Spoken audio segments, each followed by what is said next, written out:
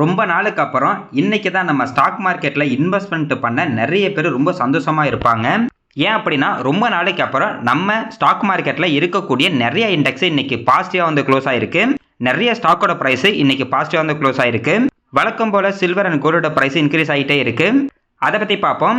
Oil செக்டார்ல இருக்கக்கூடிய oil India ONGC ஸ்டாக்கோட price இன்னைக்கு கிட்டத்தட்ட 9% மேல பாசிட்டிவ் வந்து ட்ரேட் ஆயிட்டு இருந்தாங்க. அவங்களுக்கு சூப்பரான ஒரு அப்டேட் இருக்கும். அதை பத்தியும் பார்ப்போம். நம்மளோட யூனியன் பட்ஜெட் வரனால பிஎஸ்யூ அண்ட் ரயில்வே செக்டார்ல இருக்கக்கூடிய ஸ்டாக்லாம் நல்ல ஒரு பாசிட்டிவா இன்னைக்கு வந்து க்ளோஸ் ஆயிருக்காங்க. அதை பத்தி வந்து பார்ப்போம். டிவிஎஸ் மோட்டார்ஸ் சூப்பரான ரிசல்ட் கொடுத்துருக்காங்க. அதுவும் இல்லாமல் அந்த ஸ்டாக்கோட பிரைஸ் கிட்டத்தட்ட 5% பாசிட்டிவா இருந்தாங்க. அதை பத்தியும் பார்ப்போம். அதே மாதிரி டிவிஎஸ் மோட்டார்ஸ் வந்து பார்த்தீங்கன்னா ரெகுலரா சூப்பரான ஒரு growthல வந்து இருந்துகிட்டு இருக்காங்க. அதை பத்தி நம்ம ஃபுல் டீட்டெயிலாக வந்து பார்ப்போம். இன்னைக்கு டிஃபென்ஸ் செக்டர்னு பார்த்தீங்கன்னா சூப்பரான ஒரு பர்ஃபார்மன்ஸ் வந்து பண்ணிட்டு இருக்காங்க. அதை பத்தி வந்து பார்க்க போறோம்.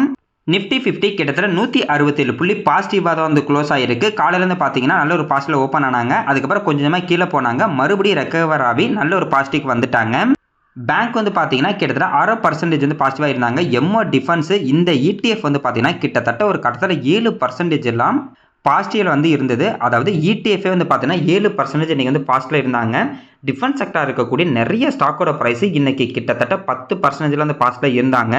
Silver BeES 4.5% positive, gold BeES வந்து பார்த்தீங்கன்னா கிட்டத்தட்ட 3.32% பாசிட்டிவ், ஆட்டோ பீஸ் வந்து பார்த்தீங்கன்னா 6% பாசிட்டிவ், பார்மா மட்டும்தாங்க இன்னைக்கு கொஞ்சம் நெகட்டிவ்ல இருந்தாங்க. அதாவது பார்மா கம்பெனி எல்லாமே இன்னைக்கு கொஞ்சம் நெகட்டிவ்ல இருந்தாங்க. ஐடி 0.33% பாசிட்டிவ், மிட் 150 பீஸ் வந்து பார்த்தீங்கன்னா 1.25% பாசிட்டிவ், மிட் அண்ட் ஸ்மால் கேப்பில் இருக்கக்கூடிய ஸ்டாக்ல வந்து பார்த்தீங்கன்னா நல்ல ஒரு பாசிட்டிவ்ல இருந்தாங்க. நிஃப்டி 50 பொறுத்த வரைக்கும் டாப் 5 கெய்னர்ஸில் BEL, ONGC, Coal India, Eternal, Hindalco இருந்தாங்க. அதே மாதிரி டாப் 5 லூசர்ஸில் Tata consumer, Asian paint, Maruti, Sun Pharma, Max Health இருந்தாங்க. ஓவராலாங்க இன்னைக்கு மார்க்கெட் ரொம்ப சூப்பராகவே இருந்துச்சு. நிறைய ஸ்டாக்கோட ப்ரைஸ் வந்து பார்த்தீங்கன்னா நல்ல ஒரு பாசிட்டிவ்ல இருந்தாங்க. நம்ம போர்ட்ஃபோலியோவில் இருக்கக்கூடிய ஸ்டாக்ல வந்து பார்த்தீங்கன்னா ஓரளவுக்கு இன்னைக்கு நல்ல ஒரு பாசிட்டிவ் தான் இருந்துட்டு இருப்பாங்க. வழக்கம் போல சில்வர் அண்ட் கோல்டோட பிரைஸ் வந்து பார்த்தீங்கன்னா இன்றைக்கும் பாசிட்டிவாக வந்து க்ளோஸ் ஆயிருக்கு. சில்வரை பொறுத்த வரைக்கும் கிட்டத்தட்ட இந்த ஹெச்டிஎஃப்சி சில்வர் இடிஎஃப் 4% பாசிட்டிவ், அதே மாதிரி ஹெச்டிஎஃப்சி கோல்டு இடிஎஃப் வந்து பார்த்தீங்கன்னா 3% பாசிட்டிவ். வழக்கமாக நம்ம வந்து பார்த்தீங்கன்னா நிப்பானோட தான் பார்ப்போம். இன்றைக்கி ஒரு சேஞ்சுக்கு ஹெச்டிஎஃப்சியோட எடுத்துகிட்டு வந்திருக்கேன். பார்ப்போங்க. இதே மாதிரி சில்வர் அண்ட் கோல்டு வந்து பாசிட்டிவாக இருந்துச்சுன்னா ரொம்ப நல்லாயிருக்கும்.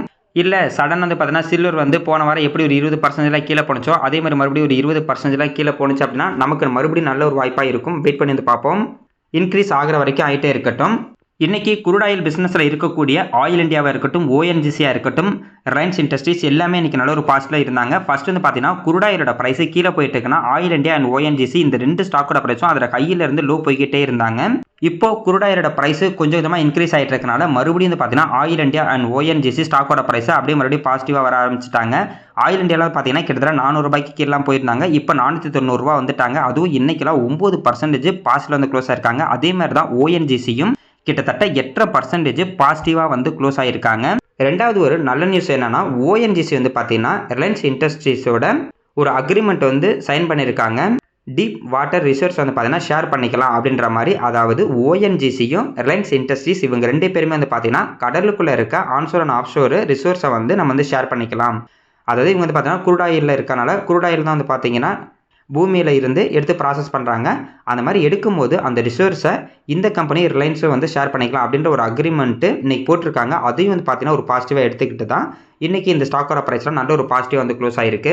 நிறைய பேர் வந்து பார்த்தீங்கன்னா ஆயில் இந்தியா பற்றி கேட்டிருந்தாங்க. அதாவது ஆயில் இந்தியா வந்து பார்த்தீங்கன்னா 500 ரூபாய்க்கு வாங்கியிருந்தாங்க. ஒரு சில பேர் 450, 470 இந்த மாதிரிலாம் வாங்கியிருந்தாங்க. இது கிட்டத்தட்ட ரொம்ப கீழே போணுச்சு. 400 வரைக்கெல்லாம் கீழே போணுச்சு. யாரெல்லாம் பொறுமையாக இருந்தாங்களோ இப்போலாம் வந்து பார்த்தீங்கன்னா லாபத்துக்கு வந்திருப்பாங்க. இன்னும் ஒரு சில பேர் வந்து பார்த்தீங்கன்னா நஷ்டத்தில் இருந்தாலும் அவங்க நஷ்டம் அப்படிங்கிறது வந்து ரொம்ப குறைஞ்சிருக்கும். அதேமாரி இதெல்லாம் வந்து பார்த்தீங்கன்னா 400 ரூபா போகும்போது யாராவது வாங்கியிருந்தாங்கன்னா அதாவது ஆவரேஜ் பண்ணியிருந்தாங்கன்னா கண்டிப்பாக இப்போ வந்து அவங்க வந்து லாபத்தில் இருப்பாங்க. இதனால தாங்க நம்ம ஒரு ஸ்டாக்கை வாங்கிட்டால் கொஞ்சம் பொறுமையாக இருக்கணும். ஏன்னா நம்ம வாங்கின ஸ்டாக்கு கீழே இருக்கிற மாதிரி தான் இருக்கும். மற்றவங்க வாங்கினதெல்லாம் மேலே போய்கிட்டே இருக்கும். அப்போ நம்ம என்ன நினைப்போம்னா மேபி நம்ம வந்து லாஸ்ட்டில் வந்து செல் பண்ணிட்டு வேறு ஒரு ஸ்டாக்கை வாங்கலாமா அப்படின்ற மாதிரிலாம் நம்ம வந்து யோசிச்சுட்டு இருப்போம். அப்படிலாம் வந்து பார்த்தீங்கன்னா நம்ம யோசிக்கக்கூடாது. அதாவது நம்ம ஷேர் மார்க்கெட்டில் இருக்க பணத்தை வச்சு தான் நம்ம வந்து வாழ்க்கையை நடத்தணும் அப்படின்னு இருந்தால் மட்டும்தான் நம்ம வந்து பார்த்தீங்கன்னா வேறு வழி இல்லாதனால லாஸ்ட்டில் விற்றா இந்த காசு எடுத்து நம்ம வாழ்க்கையை நடத்திக்கிட்டு இருப்போம். இல்லை இந்த ஷேர் மார்க்கெட்டுக்கும் நம்ம வாழ்க்கைக்கும் சம்மந்தம் இல்லை அப்படின்னா நம்மளோட ஒரே வேலை என்னென்னா நல்ல கம்பெனியை ஒரு ப்ரைஸில் நம்ம வாங்கிட்டோம்னா நம்ம அமைதியாக இருந்தாவே போதும். அது எப்போ லாபம் தந்துட்டு போட்டோம் அப்படின்ற மாதிரி நம்ம வெயிட் பண்ணோம்னா கண்டிப்பாக நம்மளுக்கு வந்து பார்த்தீங்கன்னா அதிகமாக லாபம் கிடைக்கும். பார்க்கலாங்க. என்ன அப்படியே பாசிட்டிவாக போணுச்சுன்னா ரொம்ப நல்லாயிருக்கும். இன்றைக்கி மேக்ஸிமம் பிஎஸ்யூ செக்டார் இருக்கக்கூடிய ஸ்டாக்கில் நல்ல ஒரு பாசிட்டிவ் இருந்தாங்க. அதுவும் இந்த ரயில்வே செக்டரை பொறுத்த வரைக்கும் ஆர்விஎன்எல் கிட்டத்தட்ட 6.5% positive, IRDA 4% positive, Ircon international வந்து பார்த்தீங்கன்னா 6% வந்து positive, Indian railway finance corporation வந்து பார்த்தீங்கன்னா கிட்டத்தட்ட 5% வந்து பாசிட்டிவில் இருந்தாங்க. ஏன்னா பட்ஜெட் வரப்போது நம்ம இந்தியன் பட்ஜெட்டை பொறுத்த வரைக்கும் ரயில்வே செக்டாருக்கு நிறைய அமௌண்ட் ஒதுக்குறதுக்கு நிறைய வாய்ப்பு இருக்குது. அதனால தான் பாசிட்டிவ் வரும்போது, அது பட்ஜெட் வரதுக்கு முன்னாடி இப்போ வந்து பார்த்தீங்கன்னா இந்த ஸ்டாக்கோட ப்ரைஸ்லாம் பாசிட்டிவாக மாற்றிடுவாங்க. பட்ஜெட் வந்தோன்னே நிறைய பேர் வாங்குவாங்க. அப்போ இப்போ வாங்கினவங்களாம் என்ன பண்ணுவாங்கன்னா ப்ராஃபிட் வந்து புக் பண்ணிட்டு வெளியே போவாங்க. இதாவது நார்மலாக நடக்கும். அடுத்தது பிஎஃப்சி வந்து பார்த்தீங்கன்னா கிட்டத்தட்ட 6% பாசிட்டிவ், அதேமாதிரி ஆர்இசி லிமிடெட் கிட்டத்தட்ட 3.5% பாசிட்டிவ். இது 2 கம்பெனி வந்து பார்த்தீங்கன்னா சூப்பரான டிவிடெண்ட் கொடுக்கக்கூடிய கம்பெனி. நம்ம அடிக்கடி இந்த கம்பெனியை பற்றி பார்த்துருக்கோம். எந்த அளவுக்கு இந்த மாதிரி சூப்பரான ஒரு கம்பெனியை லோ ப்ரைஸில் வாங்குறோமோ அந்த அளவுக்கு நமக்கு டிவிடெண்ட் ஈல்டு அப்படிங்கிறது ரொம்ப அதிகமாக கிடைக்கும். நம்ம சும்மா வாங்கி வச்சுக்கிட்டே இருந்தால் போதும், டிவிடெண்ட் அமௌண்ட் அப்படிங்கிறது வந்துக்கிட்டே இருக்கும். பார்க்கலாங்க, இன்றைக்கி மேலே ஏறி இருக்குது. மேபி பட்ஜெட்லாம் முடிஞ்சதுக்கப்புறம் நார்மலாகி மறுபடியும் கீழே போனுச்சுன்னா நமக்கு நல்ல ஒரு வாய்ப்பாக இருக்கும்.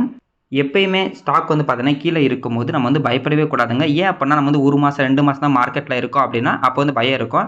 நம்ம வந்து பார்த்தோன்னா எப்பயுமே நம்ம ஸ்டாக் மார்க்கெட்டில் இருக்க போகிறோம் அப்படின்னா அதை பற்றி எதுவுமே வந்து யோசிக்கக்கூடாது. நம்ம சரி அக்குமுலேட் பண்ணிக்கிட்டே இருந்தால் போதும். லாபம் எப்போ கிடைக்குதோ அப்போ விற்றுட்டு மறுபடியும் வாங்கிக்கிட்டே இருக்கலாம். ஸ்டாக் மார்க்கெட்டை எங்கேயும் போகாது, இங்கேயே தான் இருக்கும். எக்ஸாம்பிளுக்கு நேற்று நான் வந்து பார்த்தீங்கன்னா என்கிட்ட இருந்த சில்வர் ஹோல்டிங்கை வந்து விற்றேன், நல்ல ஒரு லாபம் கிடச்சிது.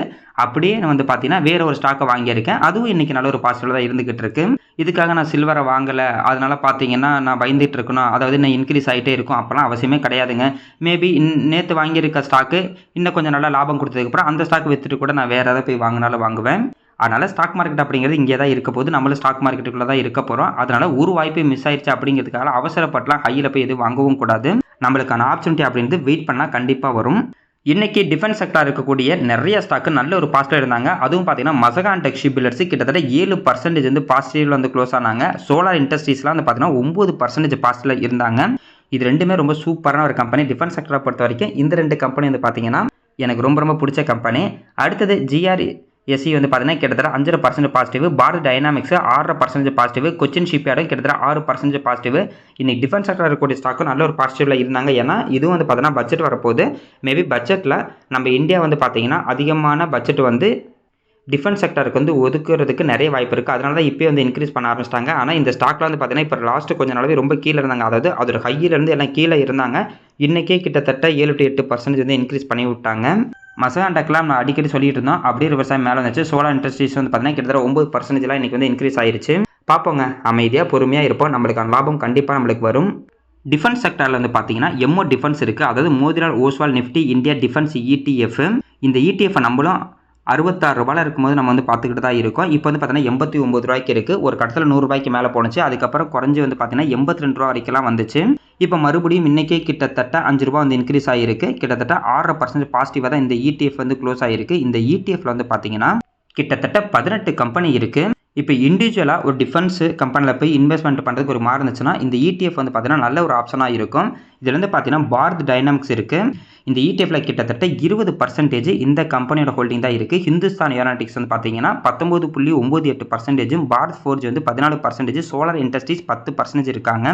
மசகான் டெக் ஷிப்பில்டர்ஸ் வந்து பார்த்தீங்கன்னா 6.79%, Cochin shipyard 4.92%, Bharat dynamics 4.85%, Astra microwave product 2.98%, data patterns India 2.79%, GRSE 2.57%, BEML 2.55%, Zen technologies 2.26%, MTAR technologies 1.84%, dynamic technologies வந்து பார்த்தீங்கன்னா 1.32%, பிடிஎஸ் வந்து பார்த்தீங்கன்னா 0.87%, மிஸ்டா தந்தம் நிக்காம் 0.60%, சிஎன்ட் டிஎல்எம் வந்து பார்த்தீங்கன்னா 0.57%, யூனிமெக் ஏரோஃபேஸ் 0.21%.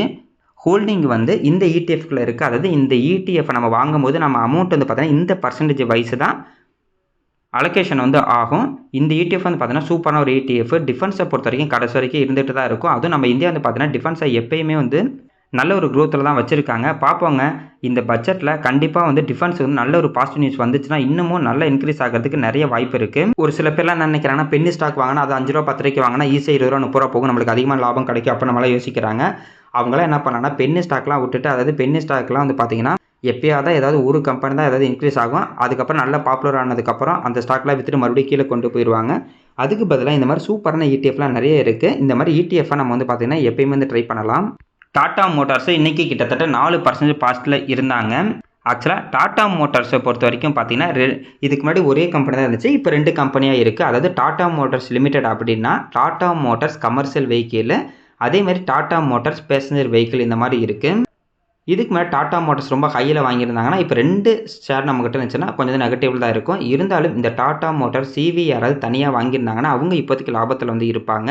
கிட்டத்தட்ட நவம்பர் மாதம் வந்து பார்த்தீங்கன்னா இது வந்து 2 கம்பெனியாக ஸ்ப்ளிட் ஆகி அப்படியே லிஸ்ட் ஆனது. இந்த கம்பெனி லிஸ்ட் ஆனதில் இருந்தே, அதாவது தனியாக வந்து லிஸ்ட் ஆனதுக்கப்புறம் கிட்டத்தட்ட 40% வந்து அதிகமாகிருக்கு. இந்த லாஸ்ட் குவார்ட்டரில் கூட வந்து பார்த்தீங்கன்னா நெகட்டிவ் தான் ரிசல்ட் கொடுத்துருந்தாங்க. பார்க்கலாங்க அடுத்தடுத்த குவார்ட்டரில் இவங்க நல்ல ரிசல்ட் கொடுத்தாங்க ரொம்ப நல்லாயிருக்கும். அதுவும் இல்லாமல் இப்போ டாடா மோட்டார்ஸ் ரீசெண்டாக வந்து பார்த்தீங்கன்னா டாடா பஞ்செலாம் வந்து கொடுத்துருந்தாங்க கம்மியான ரேட்டில். நிறைய புக்கிங்லாம் பார்த்தீங்கன்னா ஆகிட்டு இருந்தது. மேபி இதனால் இந்த தடவை ரிசல்ட் வந்து ரொம்ப நல்லா கொடுத்தாங்கன்னா ரொம்ப நல்லாயிருக்கும். இருந்தாலும் வந்து வெயிட் பண்ணி வந்து பார்ப்போம்.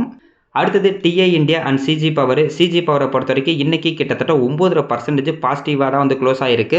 இவங்க சூப்பரான ரிசல்ட் வந்து கொடுத்துருக்காங்க. அந்த ரிசல்ட் காரணத்தினால தான் இன்றைக்கி இந்த ஸ்டாக்கோட ப்ரைஸ் 9% பாசிட்டிவாக இருந்துச்சு. அதேமாதிரி டிஐ இந்தியா வந்து பார்த்தீங்கன்னா இந்த சிஜி பவரோட பேரண்ட் கம்பெனி தான் டிஐ இந்தியா. இன்றைக்கி டிஐ இந்தியா கூட கிட்டத்தட்ட 5% பாசிட்டிவாக இருந்தது. ரிசல்ட்டை பொறுத்த வரைக்கும் நெட் ப்ராஃபிட் வந்து பார்த்தீங்கன்னா 284 கோடி வந்து கொடுத்துருக்காங்க இந்த குவார்ட்டரில். போன குவார்ட்டர்லேயும் இதே 284 தான் கொடுத்துருந்தாங்க. ஆனால் டிசம்பர் 2024 வந்து பார்த்தீங்கன்னா 238 கோடி தான் ப்ராஃபிட்டாக கொடுத்துருந்தாங்க. அதாவது இயர் ஆன் இயர் கம்பேர் பண்ணது சூப்பரான ஒரு ப்ராஃபிட்டாக வந்து இருக்குது. அதே மாதிரி இவங்களோட ரெவன்யூ வந்து பார்த்தீங்கன்னா அதிகமாக இருக்குது. கிட்டத்தட்ட 3175 கோடி சேல்ஸ் நடந்திருக்கு. இதுக்கு முன்னாடி குவார்ட்டர் வந்து பார்த்தீங்கன்னா 2923 கோடி தான். இதுவே போன வருஷம் டிசம்பர் 2024 2516 கோடி தான் ரெவன்யூ வந்து கொடுத்துருந்தாங்க. அதனால் சூப்பரான ரிசல்ட் கொடுத்துருக்கனால இன்றைக்கி இந்த ஸ்டாக்கோட ப்ரைஸ் கிட்டத்தட்ட 9% அதிகமாக இருக்குது. அதே மாதிரி டியூப் இன்வெஸ்ட்மெண்ட் ஆஃப் இந்தியா வந்து பார்த்தீங்கன்னா இன்றைக்கி 5% பாசிட்டிவாக வந்து க்ளோஸ் ஆகிருக்கு. இவங்க என்ன ரிசல்ட் தரல. இந்த தடவை ரிசல்ட் கொடுத்தாங்கன்னா கண்டிப்பாக இந்த ஸ்டாக்கோட ப்ரைஸ் வந்து ரிவர்ஸ் ஆகிறதுக்கு நிறைய வாய்ப்பு இருக்குது. நம்ம சப்ஸ்கிரைபர்ஸ் நிறைய பேர் கேட்டிருந்தாங்க இது என்ன லாஸ்ட்டில் இருக்குது, கிட்டத்தட்ட 30% லாஸ்ட்டில் இருக்குது அப்படின்ற மாதிரி சொல்லிட்டு இருந்தாங்க. ஒன்றும் இல்லைங்க, பொறுமையாக இருந்தால் போதும். எப்படி ஆயில் இண்டியா வந்து பார்த்தீங்கன்னா ரொம்ப கீழே போயிட்டு அதை 400 ரூபாய்க்கு கீழே போயிட்டு இப்போ எப்படி 500 ரூபா பக்கத்தில் வந்துச்சோ அதே மாதிரி நம்ம நல்ல கம்பெனியை வாங்கி வச்சுக்கிட்டோம் அப்படின்னா கண்டிப்பாக கீழே போயிட்டு அப்படியே ரிவர்ஸ் ஆகி மேலே வந்துடும். டியூப் இன்வெஸ்ட்மெண்ட்டும் வந்து பார்த்தீங்கன்னா கண்டிப்பாக வந்து ரிவர்ஸ் ஆகும். அதுக்கு நல்ல ரிசல்ட் வந்து கொடுக்கணும். இவங்க கண்டிப்பாக நல்ல ரிசல்ட் வந்து போஸ்ட் பண்ணுவாங்க ஃபியூச்சரில்.